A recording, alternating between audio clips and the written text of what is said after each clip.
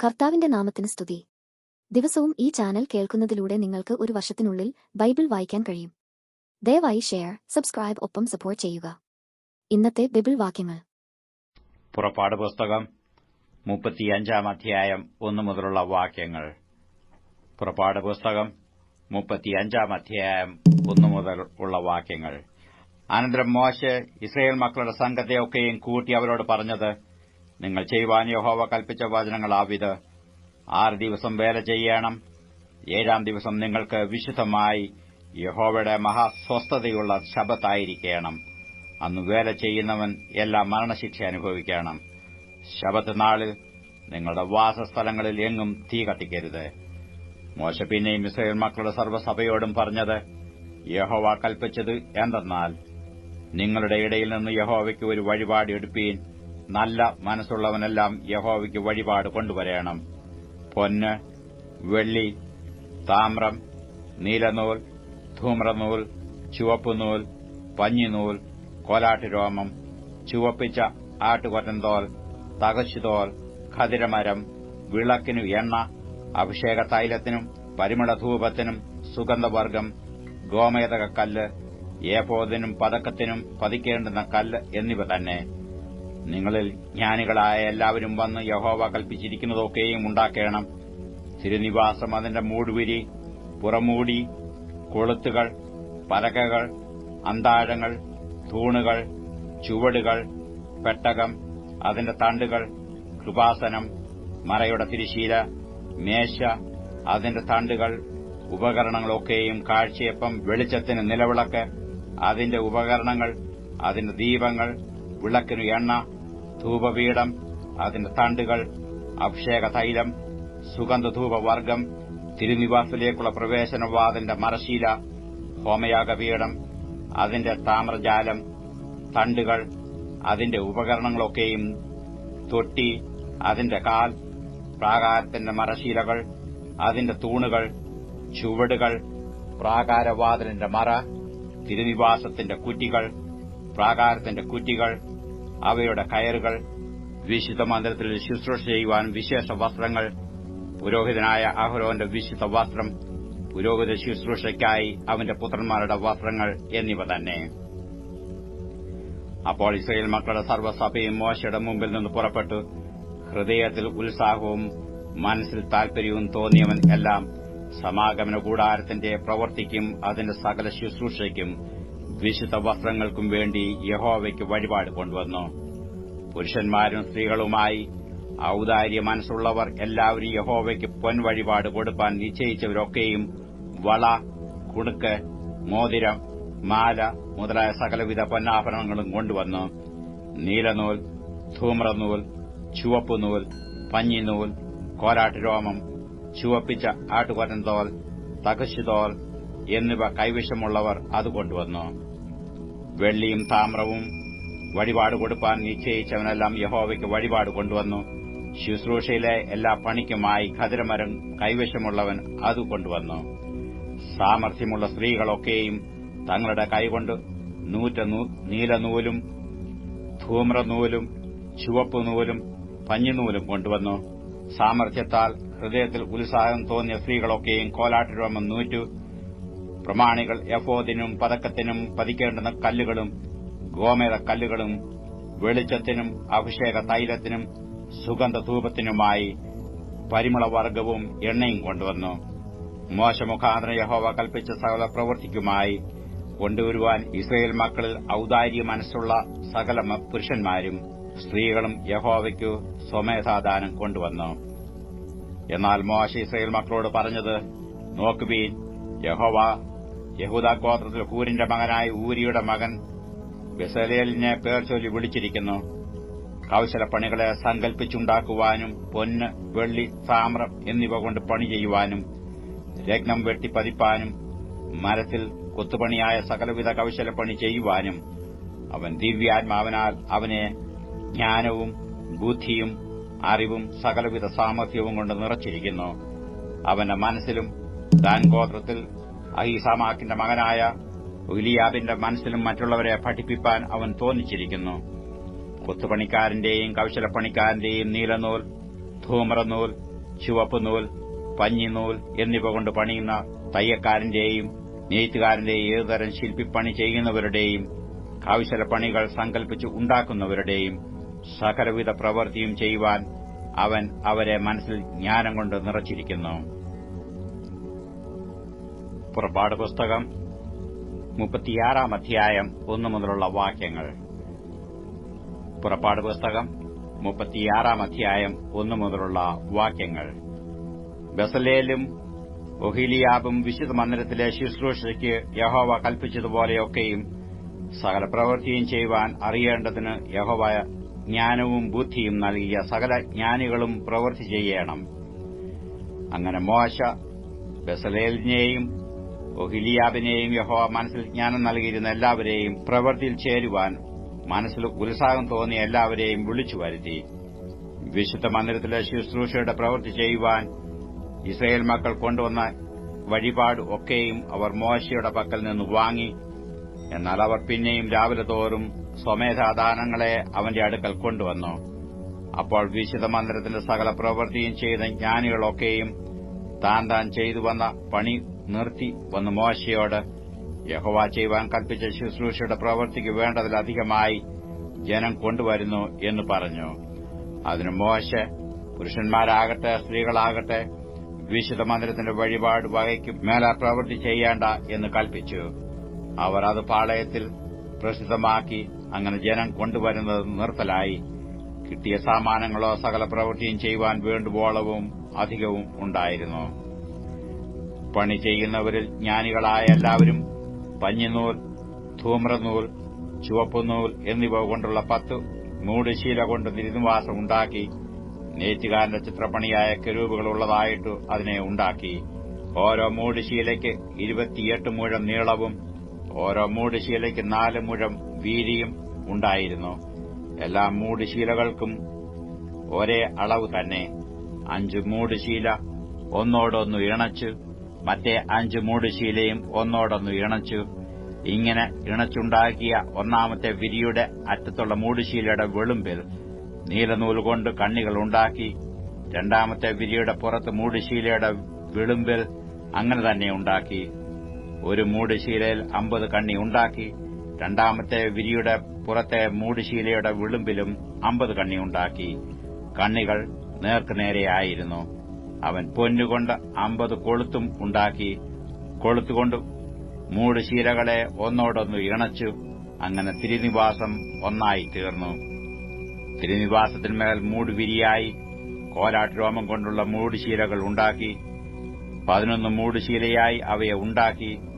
ഓരോ മൂടുശീലയ്ക്ക് 30 മുഴം നീളവും ഓരോ മൂടുശീലയ്ക്ക് 4 മുഴം വീതിയും ഉണ്ടായിരുന്നു. മൂടുശീല 11നും ഒരു അളവ് തന്നെ. അവൻ 5 മൂടുശീലയെ ഒന്നായും 6 മൂടുശീല ഒന്നായും ഇണച്ചു. ഇങ്ങനെ ഇണച്ചുണ്ടാക്കിയ ഒന്നാമത്തെ വിരിയുടെ അറ്റത്തുള്ള മൂടുശീലയുടെ വിളുമ്പിൽ 50 കണ്ണിയും രണ്ടാമത്തെ വിരിയുടെ അറ്റത്തുള്ള മൂടുശീലയുടെ വിളുമ്പിൽ 50 കണ്ണിയും ഉണ്ടാക്കി. കൂടാരം ഒന്നായിരിക്കേണ്ടതിന് അത് ഇണപ്പാൻ താമ്രം കൊണ്ടു 50 കൊളുത്തും ഉണ്ടാക്കി. ചുവപ്പിച്ച ആട്ടുകൊറ്റൻ തോൽ കൊണ്ട് കൂടാരത്തിന് ഒരു പുറമൂടിയും അതിന്റെ മീതെ തകശുതോൽ കൊണ്ട് ഒരു പുറമൂടിയും അവൻ ഉണ്ടാക്കി. ഖദിരമരം കൊണ്ട് തിരുനിവാസത്തിന് നിവരെ നിൽക്കുന്ന പലകകൾ ഉണ്ടാക്കി. ഓരോ പലകയ്ക്ക് 10 മുഴം നീളവും ഓരോ പലകയ്ക്ക് 1.5 മുഴം വീതിയും ഉണ്ടായിരുന്നു. ഓരോ പലകയ്ക്ക് തമ്മിൽ ചേർന്നിരിക്കുന്ന 2 കുടുമയുണ്ടായിരുന്നു. ഇങ്ങനെ തിരുനിവാസത്തിന്റെ എല്ലാ പലകയ്ക്കും ഉണ്ടാക്കി. അവൻ തിരുനിവാസത്തിന് പലക ഉണ്ടാക്കിയത് തെക്കുവശത്ത് 20 പലക, ഒരു പലകയുടെ അടിയിൽ 2 കുടുമയ്ക്ക് 2 ചുവടും, മറ്റൊരു പലകയുടെ അടിയിൽ 2 കുടുമയ്ക്ക് 2 ചുവടും, ഇങ്ങനെ 20 പലകയുടെ അടിയിൽ വെള്ളികൊണ്ട് 40 ചുവടും അവൻ ഉണ്ടാക്കി. തിരുനിവാസത്തിന്റെ മറുപുറത്ത് വടക്കുവശത്തേക്കും 20 പലക ഉണ്ടാക്കി. ഒരു പലകയുടെ അടിയിൽ 2 ചുവടും മറ്റൊരു പലകയുടെ അടിയിൽ 2 ചുവടും, ഇങ്ങനെ അവയ്ക്ക് 40 വെള്ളിച്ചുവട് ഉണ്ടാക്കി. തിരുനിവാസത്തിന്റെ പടിഞ്ഞാറേ വശത്ത് 6 പലകയുണ്ടാക്കി. തിരുനിവാസത്തിന്റെ ഇരുവശത്തുമുള്ള കോണുകൾക്ക് ഈ 2 പലകയുണ്ടാക്കി. അവ താഴെ ഇരട്ടയായും മേലറ്റത്ത് ഒന്നാമത്തെ വളയം വരെ തമ്മിൽ ചേർന്ന് ഒറ്റയായും ഇരുന്നു. 2 മൂലയിലുമുള്ള 2നും അങ്ങനെ തന്നെ ചെയ്തു. ഇങ്ങനെ 8 പലകയും ഓരോ പലകയുടെ അടിയിൽ ഈ 2 ചുവടായി 16 വെള്ളിച്ചുവടും ഉണ്ടായിരുന്നു. അവൻ ഖദിരമരം കൊണ്ട് അന്താഴം ഉണ്ടാക്കി. തിരുനിവാസത്തിന്റെ ഒരു വശത്തെ പലകയ്ക്ക് 5 അന്താഴം, തിരുനിവാസത്തിന്റെ മറുവശത്തെ പലകയ്ക്ക് 5 അന്താഴം, തിരുനിവാസത്തിന്റെ പടിഞ്ഞാറേ ഭാഗത്ത് പിൻവശത്തെ പലകയ്ക്ക് 5 അന്താഴം, നടുവിലത്തെ അന്താഴം പലകയുടെ ഒത്ത നടുവിൽ ഒരു അറ്റത്തുനിന്ന് മറ്റേ അറ്റത്തോളം ചെല്ലുവാൻ തക്കവണ്ണം ഉണ്ടാക്കി. പലകകൾ പൊന്നുകൊണ്ട് പൊതിഞ്ഞു. അന്താഴം ചെലുത്തുവാനുള്ള അവയുടെ വളയങ്ങൾ പൊന്നുകൊണ്ടുണ്ടാക്കി. അന്താഴം പൊന്നുകൊണ്ട് പൊതിഞ്ഞു.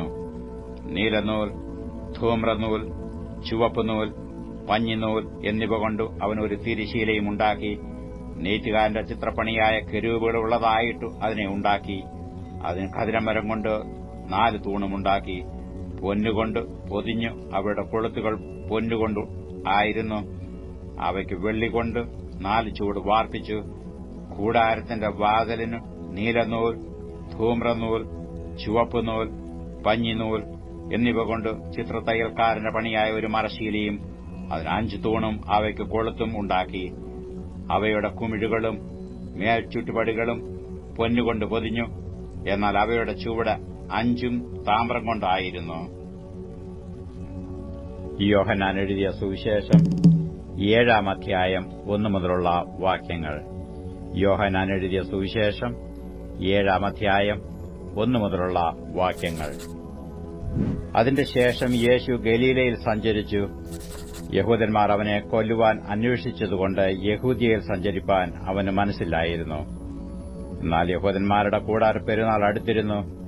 അവന്റെ സഹോദരന്മാർ അവനോട്, നീ ചെയ്യുന്ന പ്രവൃത്തികളെ നിന്റെ ശിഷ്യന്മാരും കാണേണ്ടതിന് ഇവിടം വിട്ട് യഹൂദ്യയിലേക്ക് പോകാം. പ്രസിദ്ധനാകുവാൻ ആഗ്രഹിക്കുന്നവൻ ആരും രഹസ്യത്തിൽ ഒന്നും ചെയ്യുന്നില്ലല്ലോ. നീ ഇത് ചെയ്യുന്നെങ്കിൽ ലോകത്തിനു നിന്നെ തന്നെ വെളിപ്പെടുത്തുക എന്ന് പറഞ്ഞു. അവന്റെ സഹോദരന്മാരും അവനിൽ വിശ്വസിച്ചില്ല. യേശു അവരോട്, എന്റെ സമയം ഇതുവരെ വന്നിട്ടില്ല, നിങ്ങൾക്കോ എല്ലായ്പ്പോഴും സമയം തന്നെ. നിങ്ങളെ പകപ്പാൻ ലോകത്തിന് കഴിയുന്നതല്ല, എന്നാൽ അതിന്റെ പ്രവൃത്തികൾ ദോഷമുള്ളവ എന്ന് ഞാൻ അതിനെക്കുറിച്ച് സാക്ഷ്യം പറയുന്നതുകൊണ്ട് അത് എന്നെ പകയ്ക്കുന്നു. നിങ്ങൾ പെരുന്നാളിന് പോകുവീൻ, എന്റെ സമയം ഇതുവരെ വന്നിട്ടില്ലായകൊണ്ട് ഞാൻ ഈ പെരുന്നാളിന് ഇപ്പോൾ പോകുന്നില്ല. ഇങ്ങനെ അവരോട് പറഞ്ഞിട്ട് ഗലീലയിൽ തന്നെ പാർത്തു.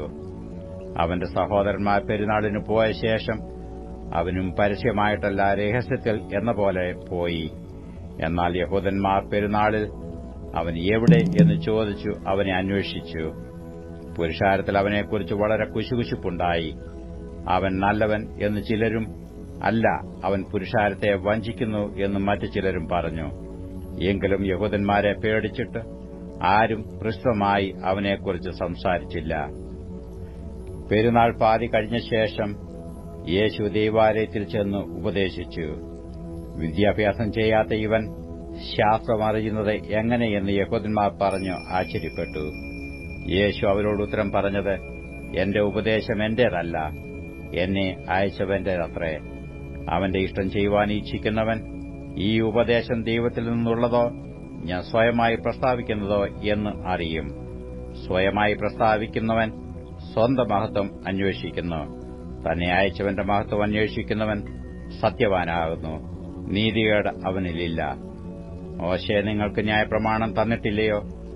എങ്കിലും നിങ്ങളിൽ ആരും ന്യായപ്രമാണം ആചരിക്കുന്നില്ല. നിങ്ങൾ എന്നെ കൊല്ലുവാൻ അന്വേഷിക്കുന്നതെന്ത്? അതിന് പുരുഷാരം, നിനക്കൊരു ഭൂതമുണ്ട്, ആർ നിന്നെ കൊല്ലുവാൻ അന്വേഷിക്കുന്നു എന്ന് ഉത്തരം പറഞ്ഞു.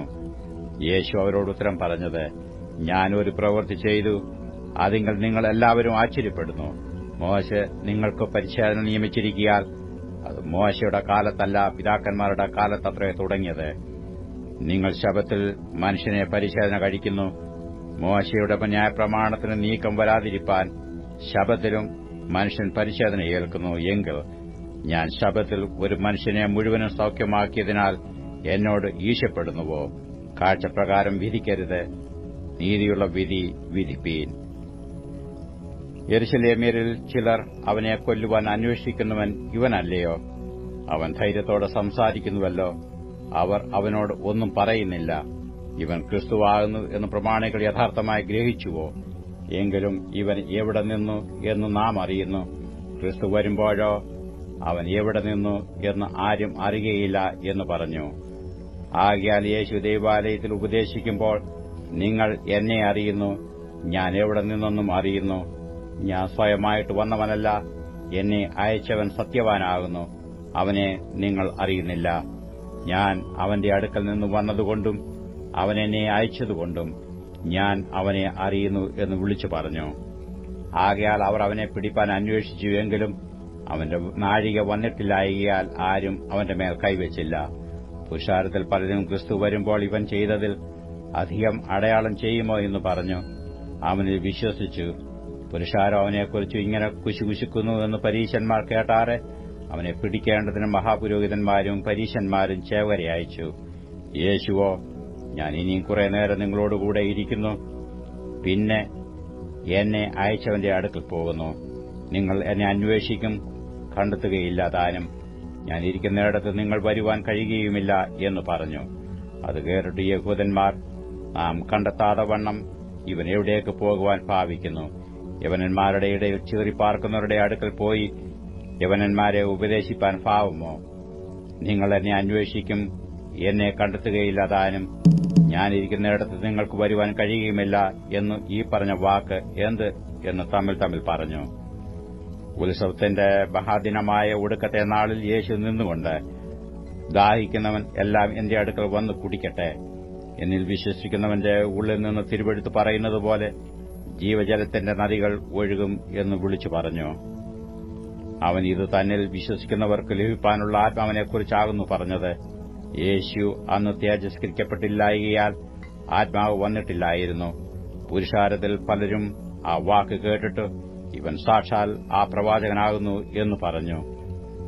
വേറെ ചിലർ, ഇവൻ ക്രിസ്തു തന്നെയെന്നും, മറ്റു ചിലർ, ഗലീലയിൽ നിന്നോ ക്രിസ്തു വരുന്നത്? ദാവീദിന്റെ സന്തതിയിൽ നിന്ന് ദാവീദ് പാർത്ത ഗ്രാമമായ ബേത്ലഹേമിൽ നിന്നും ക്രിസ്തു വരുന്നു എന്ന് തിരുവെഴുത്ത് പറയുന്നില്ലയോ എന്നും പറഞ്ഞു. അങ്ങനെ പുരുഷാരത്തിൽ അവനെ ചൊല്ലി ഭിന്നതയുണ്ടായി. അവരിൽ ചിലർ അവനെ പിടിപ്പാൻ ഭാവിച്ചുവെങ്കിലും ആരും അവന്റെ മേൽ കൈവച്ചില്ല. ചേവർ മഹാപുരോഹിതന്മാരുടെയും പരീശന്മാരുടെയും അടുക്കൽ മടങ്ങി വന്നപ്പോൾ അവർ അവരോട്, നിങ്ങൾ അവനെ കൊണ്ടുവരാഞ്ഞത് എന്ത് എന്ന് ചോദിച്ചതിന്, ഈ മനുഷ്യൻ സംസാരിക്കുന്നതുപോലെ ആരും ഒരു നാളും സംസാരിച്ചിട്ടില്ല എന്ന് ചേവകർ ഉത്തരം പറഞ്ഞു. പരീശന്മാർ അവരോട്, നിങ്ങളും തെറ്റിപ്പോയോ? പ്രമാണികളിലാകട്ടെ പരീശന്മാരിലാകട്ടെ ആരെങ്കിലും അവനിൽ വിശ്വസിച്ചിട്ടുണ്ടോ? ന്യായപ്രമാണം അറിയാത്ത പുരുഷാരമോ ശപിക്കപ്പെട്ടവരാകുന്നു എന്ന് ഉത്തരം പറഞ്ഞു. അവരിൽ ഒരുത്തനായി മുമ്പേ അവന്റെ അടുക്കൽ വന്നിരുന്ന നിക്കോദേമോസ് അവരോട്, ഈ മനുഷ്യന്റെ വാമൊഴി ആദ്യം കേട്ടു. അവൻ ചെയ്യുന്നത് ഇന്നത് എന്ന് അറിഞ്ഞിട്ടല്ലാതെ നമ്മുടെ ന്യായപ്രമാണം അവനെ വിധിക്കുന്നുവോ എന്ന് പറഞ്ഞു. അവർ അവനോട്, നീയും ഗലീലക്കാരനോ? പരിശോധിച്ചു നോക്കുക, ഗലീലയിൽ നിന്ന് പ്രവാചകൻ എഴുന്നേൽക്കുന്നില്ലല്ലോ എന്ന് ഉത്തരം പറഞ്ഞു. അങ്ങനെ ഓരോരുത്തൻ താൻ തന്റെ വീട്ടിൽ പോയി. യോഹന്നാൻ എഴുതിയ സുവിശേഷം 8-ാം അധ്യായം 1 മുതലുള്ള വാക്യങ്ങൾ. യോഹന്നാൻ എഴുതിയ സുവിശേഷം 8-ാം അധ്യായം 1 മുതലുള്ള വാക്യങ്ങൾ. യേശുവോ ഒലിവുമലയിലേക്ക് പോയി. അതികാലത്തും അവൻ പിന്നെയും ദൈവാലയത്തിൽ ചെന്ന് ജനമൊക്കെയും അവന്റെ അടുക്കൽ വന്നു. അവൻ ഇരുന്നു അവരെ ഉപദേശിച്ചുകൊണ്ടിരിക്കുമ്പോൾ ശാസ്ത്രിമാരും പരീശന്മാരും വ്യഭിചാരത്തിൽ പിടിച്ചിരുന്ന ഒരു സ്ത്രീയെ കൊണ്ടുവന്ന് നടുവിൽ നിർത്തി അവനോട്, ഗുരു, ഈ സ്ത്രീയെ വ്യഭിചാര കർമ്മത്തിൽ തന്നെ പിടിച്ചിരിക്കുന്നു.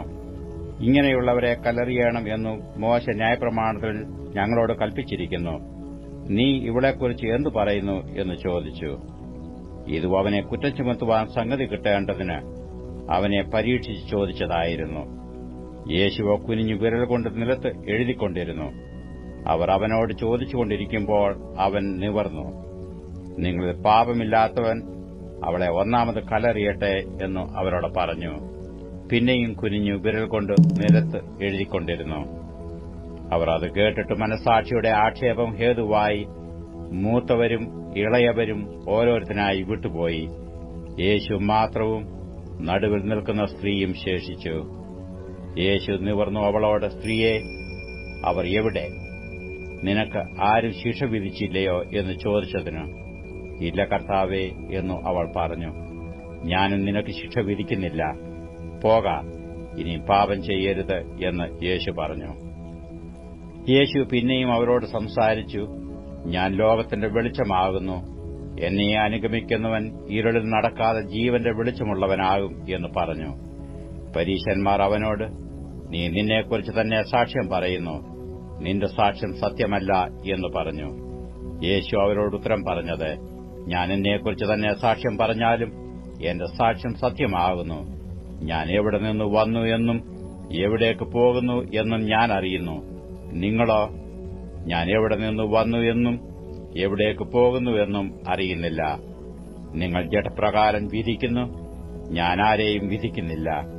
ഞാൻ വിധിച്ചാലും ഞാൻ ഏകനല്ല, ഞാനും എന്നെ അയച്ച പിതാവും കൂടെയാകയാൽ എന്റെ വിധി സത്യമാകുന്നു. രണ്ടു മനുഷ്യരുടെ സാക്ഷ്യം സത്യം എന്ന് നിങ്ങളുടെ ന്യായപ്രമാണത്തിൽ എഴുതിയിരിക്കുന്നുവല്ലോ. ഞാൻ എന്നെക്കുറിച്ച് തന്നെ സാക്ഷ്യം പറയുന്നു, എന്നെ അയച്ച പിതാവും എന്നെക്കുറിച്ച് സാക്ഷ്യം പറയുന്നു. അവർ അവനോട്, നിന്റെ പിതാവ് എവിടെയെന്ന് ചോദിച്ചതിന് യേശു, നിങ്ങൾ എന്നെയാകട്ടെ എന്റെ പിതാവിനെയാകട്ടെ അറിയുന്നില്ല. എന്നെ അറിഞ്ഞുവെങ്കിൽ എന്റെ പിതാവിനെയും അറിയുമായിരുന്നു എന്ന് ഉത്തരം പറഞ്ഞു. അവൻ ദൈവാലയത്തിൽ ഉപദേശിക്കുമ്പോൾ ഭണ്ഡാരസ്ഥലത്ത് വെച്ച് ഈ വചനം പറഞ്ഞു. അവന്റെ നാഴിക അതുവരെയും വന്നിട്ടില്ലായകൊണ്ട് ആരും അവനെ പിടിച്ചില്ല. അവൻ പിന്നെയും അവരോട്, ഞാൻ പോകുന്നു, നിങ്ങൾ എന്നെ അന്വേഷിക്കും. നിങ്ങളുടെ പാപത്തിൽ നിങ്ങൾ മരിക്കും. ഞാൻ പോകുന്നിടത്തേക്ക് നിങ്ങൾക്ക് വരുവാൻ കഴിയുകയില്ല എന്ന് പറഞ്ഞു. ഞാൻ പോകുന്നിടത്തേക്ക് നിങ്ങൾക്ക് വരുവാൻ കഴിയുകയില്ല എന്നു അവൻ പറഞ്ഞതുകൊണ്ട് പക്ഷേ തന്നെത്താൻ കൊല്ലുമോ എന്ന് യഹൂദന്മാർ പറഞ്ഞു. അവനവരോട്, നിങ്ങൾ കീഴിൽ നിന്നുള്ളവർ, ഞാൻ മേലിൽ നിന്നുള്ളവൻ. നിങ്ങൾ ഈ ലോകത്തിൽ നിന്നുള്ളവർ, ഞാൻ ഈ ലോകത്തിൽ നിന്നുള്ളവനല്ല. ആകയാൽ നിങ്ങളുടെ പാപങ്ങളിൽ നിങ്ങൾ മരിക്കും എന്ന് ഞാൻ നിങ്ങളോട് പറഞ്ഞു. ഞാൻ അങ്ങനെയുള്ളവൻ എന്ന് വിശ്വസിക്കാഞ്ഞാൽ നിങ്ങൾ നിങ്ങളുടെ പാപങ്ങളിൽ മരിക്കും എന്ന് പറഞ്ഞു. അവർ അവനോട്, നീ ആർ ആകുന്നു എന്ന് ചോദിച്ചതിന് യേശു, ആദ്യം മുതൽ ഞാൻ നിങ്ങളോട് സംസാരിച്ചു പോരുന്നത് തന്നെ. നിങ്ങളെക്കുറിച്ച് വളരെ സംസാരിപ്പാനും വിധിപ്പാനും എനിക്കുണ്ട്. എങ്കിലും എന്നെ അയച്ചവൻ സത്യവാനാകുന്നു. അവനോട് കേട്ടത് തന്നെ ഞാൻ ലോകത്തോട് സംസാരിക്കുന്നു എന്ന് പറഞ്ഞു. പിതാവിനെക്കുറിച്ചാകുന്നു അവൻ തങ്ങളോട് പറഞ്ഞത് എന്ന് അവർ ഗ്രഹിച്ചില്ല. ആകയാൽ യേശു, നിങ്ങൾ മനുഷ്യപുത്രനെ ഉയർത്തിയ ശേഷം ഞാൻ തന്നെ അവൻ എന്നും ഞാൻ സ്വയമായിട്ട് ഒന്നും ചെയ്യാതെ പിതാവ് എനിക്ക് ഉപദേശിച്ചു തന്നതുപോലെ ഞാൻ സംസാരിക്കുന്നു എന്നും അറിയും. എന്നെ അയച്ചവൻ എന്നോടുകൂടെയുണ്ട്. ഞാൻ എല്ലായ്പ്പോഴും അവന് പ്രസാദമുള്ളത് ചെയ്യുന്നതുകൊണ്ട് അവൻ എന്നെ ഏകനായി വിട്ടിട്ടില്ല എന്ന് പറഞ്ഞു. അവൻ ഇങ്ങനെ സംസാരിച്ചുകൊണ്ടിരിക്കുമ്പോൾ പലരും അവനിൽ വിശ്വസിച്ചു. തന്നിൽ വിശ്വസിച്ച യഹൂദന്മാരോട് യേശു, എന്റെ വചനത്തിൽ നിലനിൽക്കുന്നു എങ്കിൽ നിങ്ങൾ വാസ്തവമായി എന്റെ ശിഷ്യന്മാരായി സത്യം അറിയുകയും സത്യം നിങ്ങളെ സ്വതന്ത്രന്മാരാക്കുകയും ചെയ്യും എന്ന് പറഞ്ഞു. അവർ അവനോട്, ഞങ്ങൾ അബ്രഹാമിന്റെ സന്തതി, ആർക്കും ഒരു നാളും ദാസന്മാരായിരുന്നിട്ടില്ല. നിങ്ങൾ സ്വതന്ത്രന്മാർ ആകും എന്ന് നീ പറയുന്നത് എങ്ങനെയെന്ന് ഉത്തരം പറഞ്ഞു. അതിനു യേശു, ആമേൻ ആമേൻ ഞാൻ നിങ്ങളോട് പറയുന്നു, പാപം ചെയ്യുന്നവൻ എല്ലാം പാപത്തിന്റെ ദാസനാകുന്നു. ദാസൻ എന്നേക്കും വീട്ടിൽ വസിക്കുന്നില്ല, പുത്രനോ എന്നേക്കും വസിക്കുന്നു. പുത്രൻ നിങ്ങൾക്ക് സ്വാതന്ത്ര്യം വരുത്തിയാൽ നിങ്ങൾ സാക്ഷാൽ സ്വതന്ത്രർ ആകും. നിങ്ങൾ അബ്രഹാമിന്റെ സന്തതി എന്ന് ഞാൻ അറിയുന്നു. എങ്കിലും എന്റെ വചനത്തിൽ നിങ്ങളിൽ ഇടവില്ലായകൊണ്ട് നിങ്ങൾ എന്നെ കൊല്ലുവാൻ നോക്കുന്നു. പിതാവിന്റെ അടുക്കൽ കണ്ടിട്ടുള്ളത് ഞാൻ സംസാരിക്കുന്നു, നിങ്ങളോട് പിതാവിനോട് കേട്ടിട്ടുള്ളത് ഞാൻ ചെയ്യുന്നു എന്ന് ഉത്തരം പറഞ്ഞു. അവർ അവനോട്, അബ്രഹാം ആകുന്നു ഞങ്ങളുടെ പിതാവ് എന്ന് ഉത്തരം പറഞ്ഞതിന് യേശു അവരോട്, നിങ്ങൾ അബ്രഹാമിന്റെ മക്കളെങ്കിൽ അബ്രഹാമിന്റെ പ്രവൃത്തികളെ ചെയ്യുമായിരുന്നു. എന്നാൽ ദൈവത്തോട് കേട്ടിട്ടുള്ള സത്യം നിങ്ങളോട് സംസാരിക്കുന്ന മനുഷ്യനായ എന്നെ നിങ്ങൾ കൊല്ലുവാൻ നോക്കുന്നു. അങ്ങനെ അബ്രഹാം ചെയ്തില്ലല്ലോ. നിങ്ങളുടെ പിതാവിന്റെ പ്രവൃത്തികളെ നിങ്ങൾ ചെയ്യുന്നു എന്ന് പറഞ്ഞു. അവർ അവനോട്, ഞങ്ങൾ പരസംഗത്താൽ ജനിച്ചവരല്ല, ഞങ്ങൾക്കൊരു പിതാവേയുള്ളൂ, ദൈവം തന്നെ എന്ന് പറഞ്ഞു. യേശു അവരോട് പറഞ്ഞത്, ദൈവം നിങ്ങളുടെ പിതാവ് എങ്കിൽ നിങ്ങൾ എന്നെ സ്നേഹിക്കുമായിരുന്നു. ഞാൻ ദൈവത്തിന്റെ അടുക്കൽ നിന്ന് വന്നിരിക്കുന്നു. ഞാൻ സ്വയമായി വന്നതല്ല, അവൻ എന്നെ അയച്ചതാകുന്നു. എന്റെ ഭാഷണം നിങ്ങൾ ഗ്രഹിക്കാത്തത് എന്ത്? എന്റെ വചനം കേൾപ്പാൻ നിങ്ങൾക്ക് മനസ്സിലായിക്കൊണ്ടത്രേ നിങ്ങൾ പിശാചെന്ന പിതാവിന്റെ മക്കൾ. നിങ്ങളുടെ പിതാവിന്റെ മോഹങ്ങളെ ചെയ്യുവാനും ഇച്ഛിക്കുന്നു. അവൻ ആദ്യം മുതൽ കുലപാതകനായിരുന്നു. അവന് സത്യമില്ലായകൊണ്ട് സത്യത്തിൽ നിൽക്കുന്നതുമില്ല. അവൻ ഭോഷ്ക് പറയുമ്പോൾ സ്വന്തത്തിൽ നിന്ന് എടുത്തു പറയുന്നു. അവന് ഭോഷ്ക് പറയുന്നവനും അതിന്റെ അപ്പനുമാകുന്നു. ഞാനോ സത്യം പറയുന്നതുകൊണ്ട് നിങ്ങൾ എന്നെ വിശ്വസിക്കുന്നില്ല. നിങ്ങളിൽ ആർ എന്നെ പാപത്തെക്കുറിച്ച് ബോധം വരുത്തുന്നു? ഞാൻ സത്യം പറയുന്നുവെങ്കിൽ നിങ്ങൾ എന്നെ വിശ്വസിക്കാത്തത് എന്ത്? ദൈവസന്തതിയായവൻ ദൈവവചനം കേൾക്കുന്നു. നിങ്ങൾ ദൈവസന്തതിയല്ലായികൊണ്ട് കേൾക്കുന്നില്ല. യഹൂദന്മാർ അവനോട്, നീ ഒരു ശമരിയൻ, നിനക്ക് ഭൂതമുണ്ട് എന്ന് ഞങ്ങൾ പറയുന്നത് ശരിയല്ലയോ എന്ന് പറഞ്ഞു. അതിന് യേശു, എനിക്ക് ഭൂതമില്ല. ഞാൻ എന്റെ പിതാവിനെ ബഹുമാനിക്കാത്രേ ചെയ്യുന്നത്. നിങ്ങളോ എന്നെ അപമാനിക്കുന്നു. ഞാൻ എന്റെ മഹത്വം അന്വേഷിക്കുന്നില്ല. അന്വേഷിക്കുകയും വിധിക്കുകയും ചെയ്യുന്നവൻ ഒരുവനുണ്ട്. ആമേൻ, ആമേൻ, ഞാൻ നിങ്ങളോട് പറയുന്നു, എന്റെ വചനം പ്രമാണിക്കുന്നവൻ ഒരുനാളും മരണം കാണുകയില്ല എന്ന് ഉത്തരം പറഞ്ഞു. യഹൂദന്മാർ അവനോട്, നിനക്ക് ഭൂതമുണ്ട് എന്ന് ഇപ്പോൾ ഞങ്ങൾക്ക് മനസ്സിലായി. അബ്രഹാമും പ്രവാചകന്മാരും മരിച്ചു. നീയോ എന്റെ വചനം പ്രമാണിക്കുന്നവൻ ഒരുനാളും മരണം ആസ്വദിക്കയില്ല എന്ന് പറയുന്നു.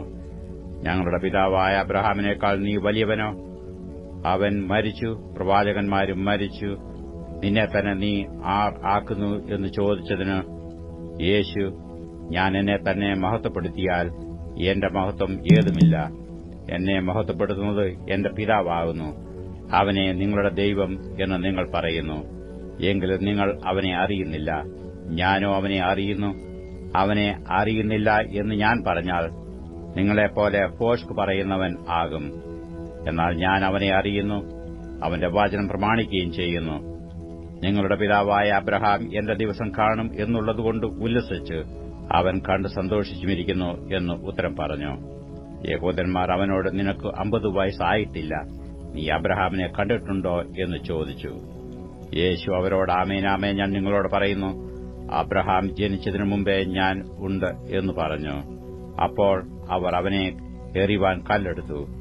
യേശുവോ മറഞ്ഞു ദേവാലയം വിട്ടുപോയി. 43 സങ്കീർത്തനം 1 മുതലുള്ള വാക്യങ്ങൾ. 43 സങ്കീർത്തനം 1 മുതലുള്ള വാക്യങ്ങൾ. ദൈവമേ, എനിക്ക് ന്യായം പാലിച്ചു തരണമേ. ഭക്തികെട്ട ജാതിയോട് എന്റെ വ്യവഹാരം നടത്തണമേ. വഞ്ചനയും അനീതിയുമുള്ള മനുഷ്യങ്കിൽ നിന്ന് എന്നെ വിടുവിക്കണമേ. നീ എന്റെ ശരണമായ ദൈവമല്ലോ. നീ എന്നെ തള്ളിക്കളഞ്ഞിരിക്കുന്നതെന്ത്? ശത്രുവിന്റെ ഉപദ്രവം ഹേതുവായി ഞാൻ ദുഃഖിച്ച് നടക്കേണ്ടി വന്നതുമെന്ത്? നിന്റെ പ്രകാശവും സത്യവും അയച്ചു തരണമേ. അവ എന്നെ നടത്തുമാറാകട്ടെ. നിന്റെ വിശുദ്ധ പർവ്വതത്തിലേക്കും തിരുനിവാസത്തിലേക്കും അവ എന്നെ എത്തിക്കുമാറാകട്ടെ. ഞാൻ ദൈവത്തിന്റെ പീഠത്തിങ്കിലേക്ക്, എന്റെ പരമാനന്ദമായ ദൈവത്തിങ്കിലേക്ക് ചെല്ലും. ദൈവമേ, എന്റെ ദൈവമേ, കിന്നരം കൊണ്ട് ഞാൻ നിന്നെ സ്തുതിക്കും. എന്റെ ആത്മാവെ, നീ വിഷാദിച്ചുള്ളിൽ ഞരങ്ങുന്നതെന്ത്? ദൈവത്തിൽ പ്രത്യാശ വെക്കുക. അവൻ എന്റെ മുഖപ്രകാശ രക്ഷയും എന്റെ ദൈവവുമാകുന്നു. എന്നിങ്ങനെ ഞാൻ ഇനിയും അവനെ സ്തുതിക്കും.